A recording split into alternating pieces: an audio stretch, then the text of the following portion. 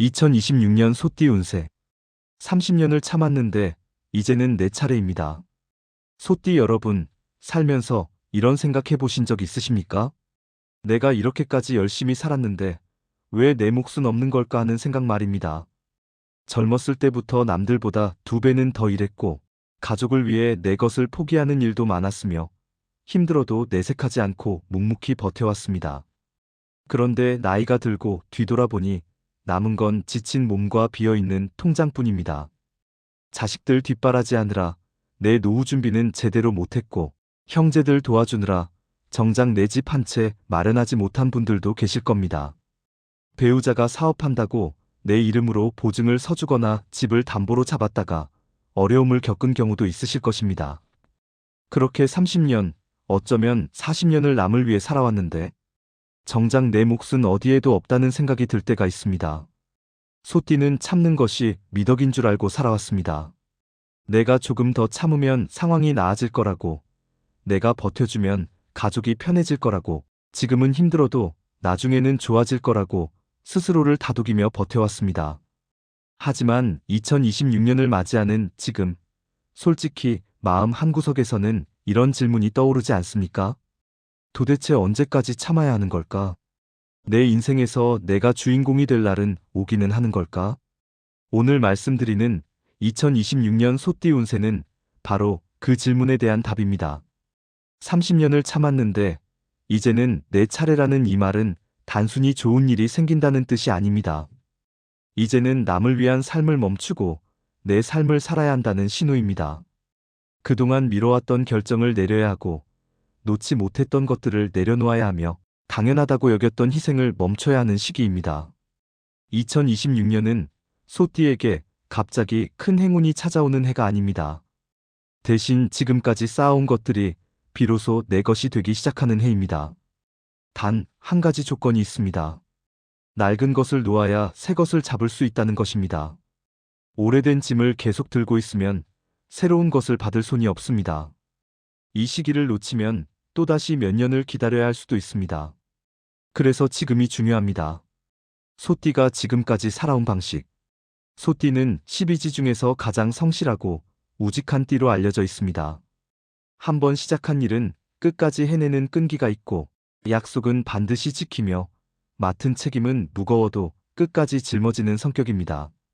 이런 성격 덕분에 주변 사람들에게 믿음직한 사람으로 인정받았고 가족들도 소띠에게 많은 것을 의지해왔습니다.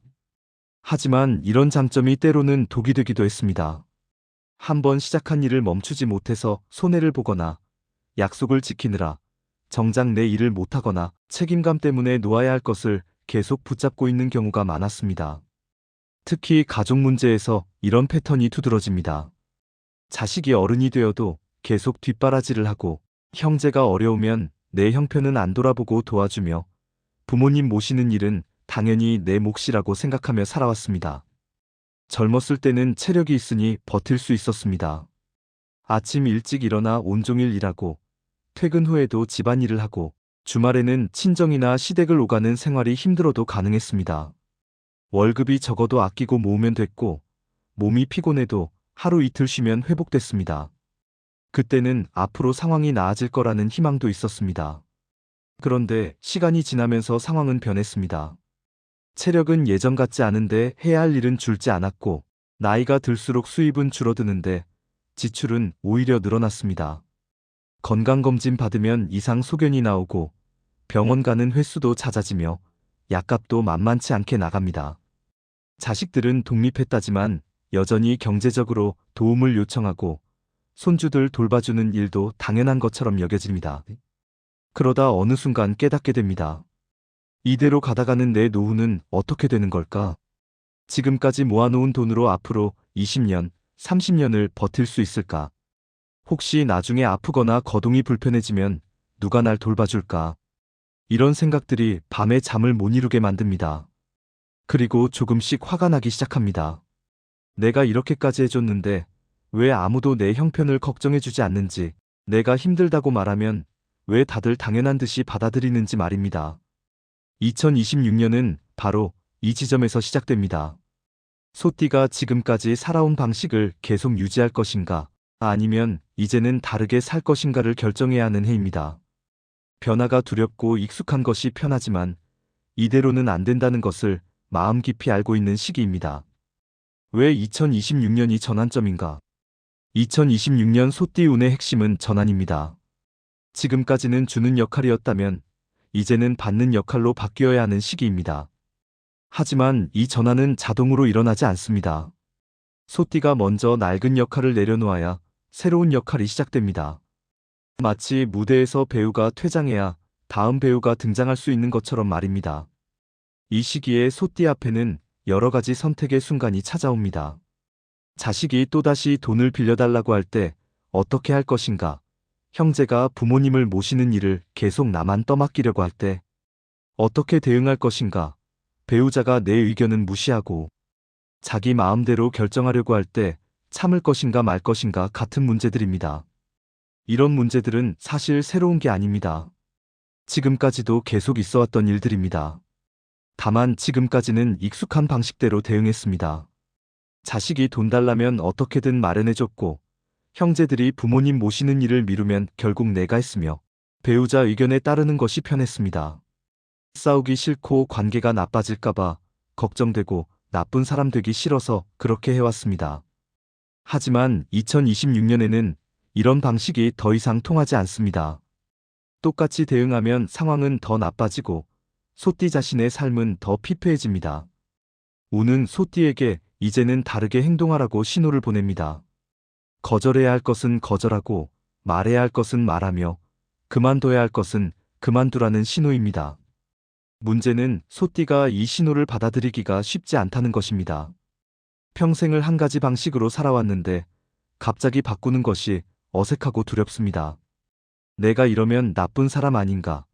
가족들이 나를 이기적이라고 생각하면 어쩌지? 혹시 나중에 후회하는 건 아닐까 하는 생각이 계속 머릿속을 맴돕니다. 그래서 결국 예전처럼 참고 넘어가게 됩니다. 바로 이 지점이 2026년의 위험한 부분입니다. 변화의 신호가 왔는데 받아들이지 않으면 운은 더 이상 기회를 주지 않습니다. 소띠의 운은 한 번 기회를 놓치면 다시 오기까지 시간이 오래 걸립니다. 대략 3년에서 5년 정도입니다. 그 기간 동안은 지금과 비슷하거나 오히려 더 힘든 상황이 계속될 수 있습니다. 그래서 2026년은 소띠에게 마지막 기회 같은 해입니다. 이제 나이도 있고 체력도 예전 같지 않으니 더 이상 미룰 수 없습니다. 지금 하지 않으면 5년 후에는 더 힘들어집니다. 그때는 건강도 더 나빠지고 경제적 여유도 더 줄어들며 바꿀 수 있는 선택지도 더 적어집니다.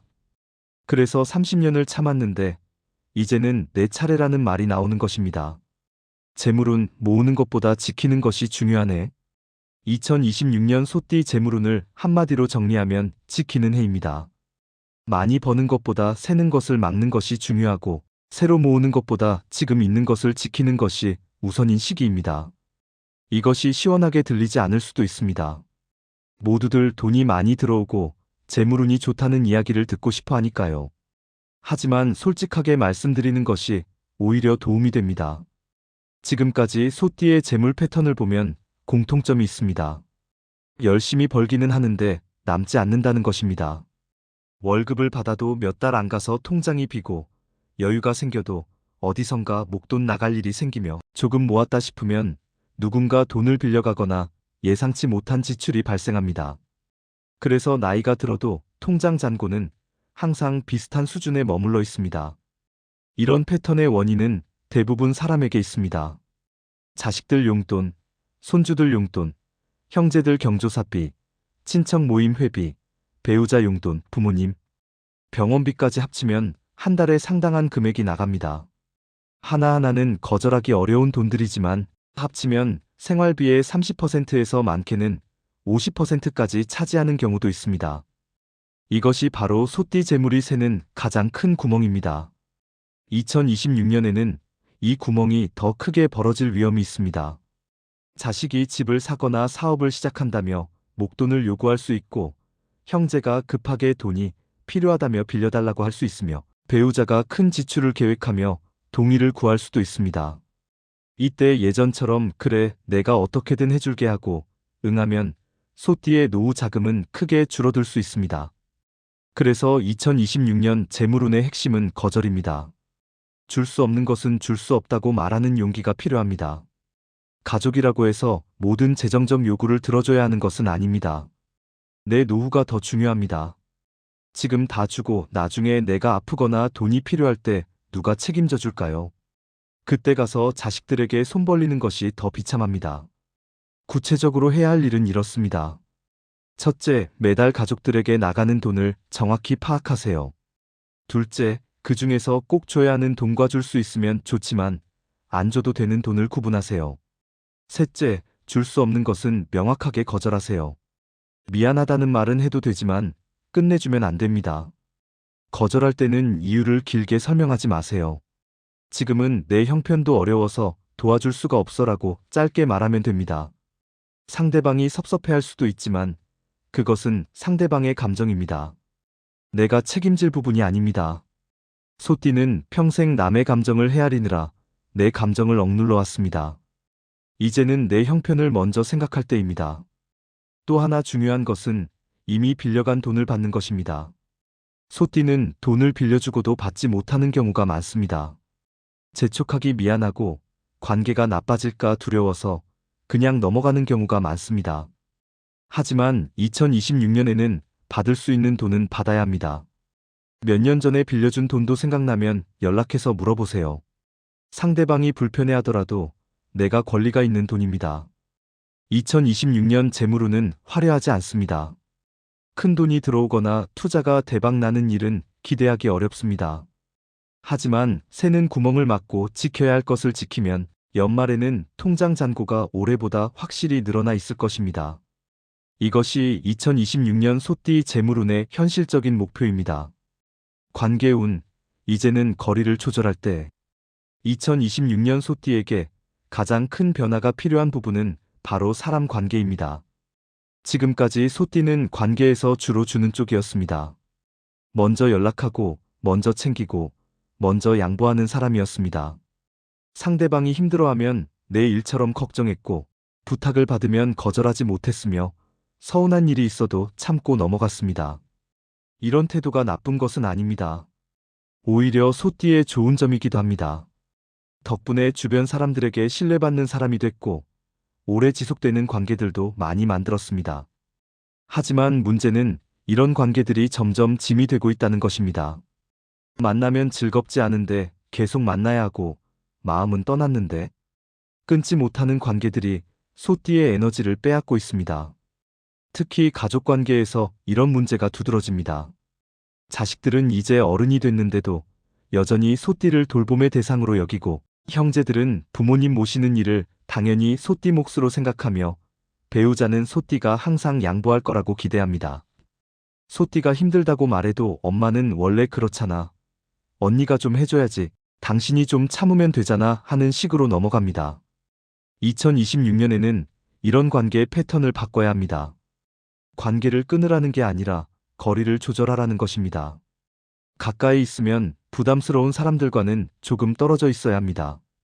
매일 연락하던 것을 일주일에 한 번으로 줄이고 매주 만나던 것을 한 달에 한 번으로 줄이는 것부터 시작하세요. 자식들과의 관계도 재정립이 필요합니다. 소띠는 평생 자식을 위해 살았습니다. 자식이 원하는 것을 해주려고 내 것을 포기했고, 자식이 편하게 살도록 내가 희생했습니다. 하지만 이제는 자식들도 자기 인생을 살아야 할 때입니다.